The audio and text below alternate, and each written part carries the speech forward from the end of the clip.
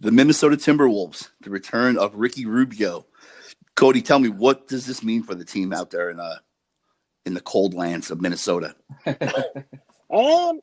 Yeah, Ricky's kind of that juncture in his career where he's not the most inspiring starter, but he serves value as a good leader for the team. Show some of these younger guys how to be a professional, how to win some basketball games. I mean, last year I think he was third in the league in assists, so he still has some marketability, some drive to put up numbers and be a winning player. So, but you know what? that, So Cody, I want to stay on this Ricky Rubio thing. Do you think Ricky Rubio will ever be in a position to where he's on a championship contender before his career's over? Is he the guy that can start on a team, a starter on a championship contender? No, absolutely not. I can see it like as a Sean Livingston type. If he can come and give you 20 minutes off the bench and gotcha, kind of like stable the bench unit like that. If he's going to be part of a winning team where he's like a decent contributor, that's how I foresee it. Gotcha. Yeah, the ass end of his career last 2 years, he gets dumped on for minimum. He comes on, but he's a great player. Absolutely, he's smart. He's one of the smarter guys. He's got great court vision. It's more of just the abundance of the other stuff. He's not really a great shooter. His defense is actually really solid, but he's pretty much with the age, he's getting back down to league average. Yeah. Damn that age! It gets you every time. Karl Anthony Towns. What are we? I mean, he's one of the better players in the league on one of the worst teams. So how does that work? What do you envision? Is he in the long haul in this Minnesota bandwagon here? I foresee him getting traded at some point. But how he stands right now, the thing that concerns me the most with him is he's like an empty calorie guy. He's like the soda pop of the NBA. Like he can give you 20 and 15, 5 dimes a game, but like you only win 15 games. Like, did those numbers mean shit? Absolutely. So he needs to ascend to the next level. With D'Lo coming to the team, that should create a lot of pick and roll situations that kind of utilize both of their best talents. But I'm just curious if that's going to actually lead to wins and losses. Like where do they fall? And they don't have, in my eyes, the talent to keep up with the West.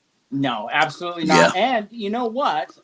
There were rumors, at least before, last year I remember reading or watching about rumors that Kevin Garnett might want to buy a little bit of ownership in this Minnesota Timberwolves. You hear anything like that?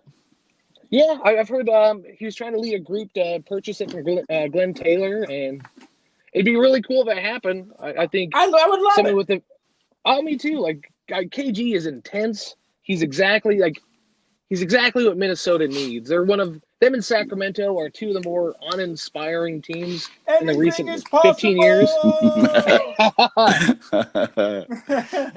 But I think they need something like that. They need some hope and some inspiration with that franchise. Like they're going nowhere fast, and it kind of leads me to so they owe Golden State a top 3 protected lottery pick this year. Oh God! So, ouch. Oh God! They owe Golden State from a Wiggins deal. I'm assuming, right? Yep. So for them to get D'Angelo, they traded out Wiggins. They got this year's first round pick, but it's top 3 protected. Which Minnesota, with the lottery, the way it goes, they could still finish off being the worst team in the league, but the ping pong balls don't fall your way. Golden State's going to take that pick. And it's all for nothing. All that losing for nothing. Oh, that's brutal. Yeah, you can't make those. If you're a small market team, you can't make those mistakes because that's sorely needed talent that you're not going to acquire through free agency. Yes. So you take some of the more successful small market teams and look at Oklahoma City. They get it. For you to acquire and keep talent, you got to get these guys through the draft. You have to be able to maintain them on their rookie deals and use them as assets and equity in your team. And Minnesota and Sacramento, for that matter, just don't seem to get it. You don't trade something like that for someone. Is D'Angelo Russell worth a top 3 pick? No. Do you think so, Jay? Absolutely not. No, wait, not even when he was at his highest potential. He's just spinning wheels, you know. If you can't get that stability and understand, like, and that's where the KG thing comes in. If he can come in and be a stabilizing force and really set a game plan, but they just seem to like it blows up in their face, and they try to do a different route, and it just leads to years and years of ineptitude, and it's a self fulfilling prophecy with that team. Right. Good point. Is this a front office problem? Is this something the for sure. decisions they made have led to where they're at now? Yeah, absolutely. I think it's like I mentioned before. It blows up in their face. Something doesn't pan out the way that they wanted to. They err on the side of judgment for who they draft. They don't end up being the talent that they thought they were. Yeah, and they make bad trades, like the D'Angelo Russell trade. And I'll also say this as well, is like they're under the gun too to keep Karl Anthony Towns. So absolutely, they're trying to do whatever they can to go. I mean, him and D'Angelo, they're noted as really good friends. So they had a reason to pay a little extra to make sure that they got him just to keep Karl Anthony Towns happy. Will it be enough?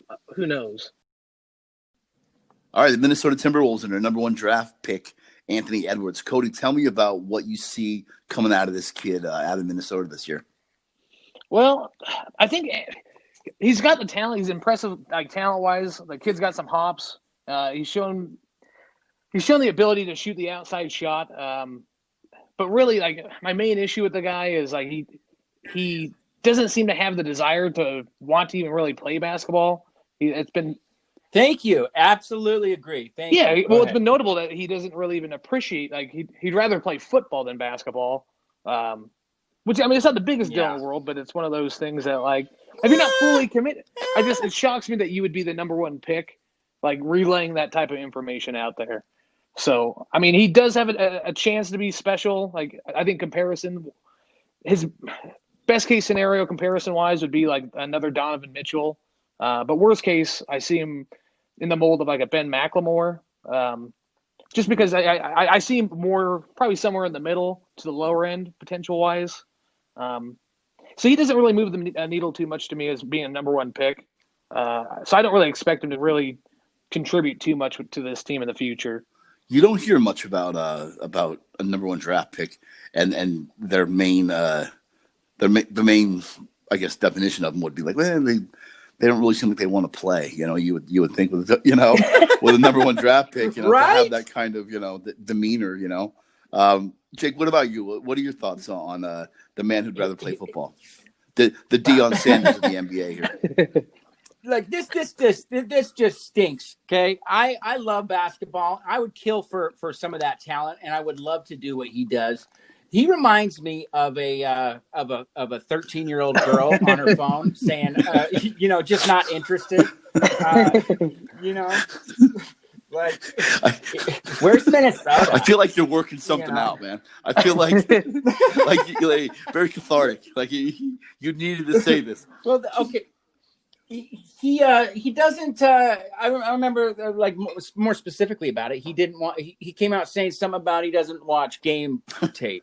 He doesn't watch game tape. He doesn't like watching, or maybe not game tape. He doesn't like watching basketball when he's not. Yeah, playing. that's pretty concerning. Like if you don't even like enough to watch it, like I mean, you have guys like Kobe Bryant and shit like that would the amount of studying that they do to perfect their craft, and this guy just like it stinks to high hell to me that like you are not even willing to put in like those details matter, and you're not willing to put in the work. It amazes me that you'd even put that out there into the world. Why would you tell anybody that? Like you look pretty much like an idiot to say something like that.